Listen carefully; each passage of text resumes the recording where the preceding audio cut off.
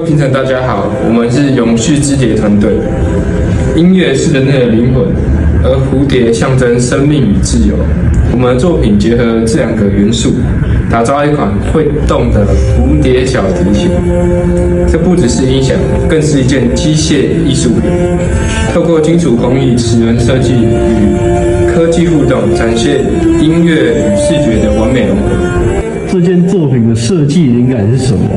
我们的灵感来自于蝴蝶的轻盈与音乐的流动感，希望通过行星齿轮设计，让蝴蝶的翅膀随着旋律摆动，营造出动态艺术的效果。不只是视觉设计，我们也融入了永续概念。我们选用保育蝴蝶、宽尾凤蝶与珠光蝴蝶的设计，采用纯铁板制作，提升环保价值。那么这个作品最特别的机械设计是什么？这款作品最特别的地方，我们设计了行星齿轮的机构，透过动力传递，让蝴蝶翅膀与弓同时作动。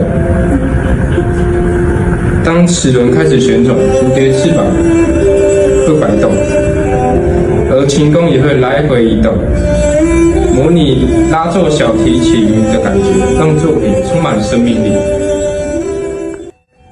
这个作品除了视觉效果，还有哪些互动功能？这款作品不仅是静态艺术品，更是一款可以与人互动的音响装置。我们加入了蓝牙音响，可以播放任何音乐，并设计了一个手挥开关。只要我们轻轻挥动手，就能启动装置，让音乐与蝴蝶同时作动。这个作品的材料选择有什么特别之处？我们希望这个作品不只是机械艺术，更能传递环保意识。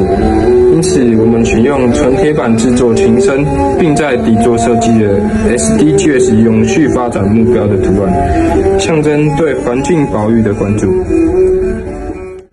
这个作品未来可以应用在哪些地方？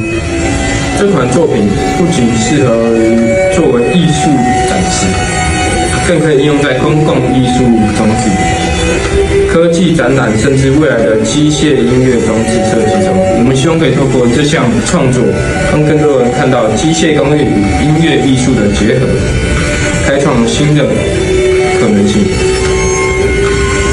这是一款音乐、艺术、机械与环保的创作，希望它能带给大家不同的感觉。谢谢大家。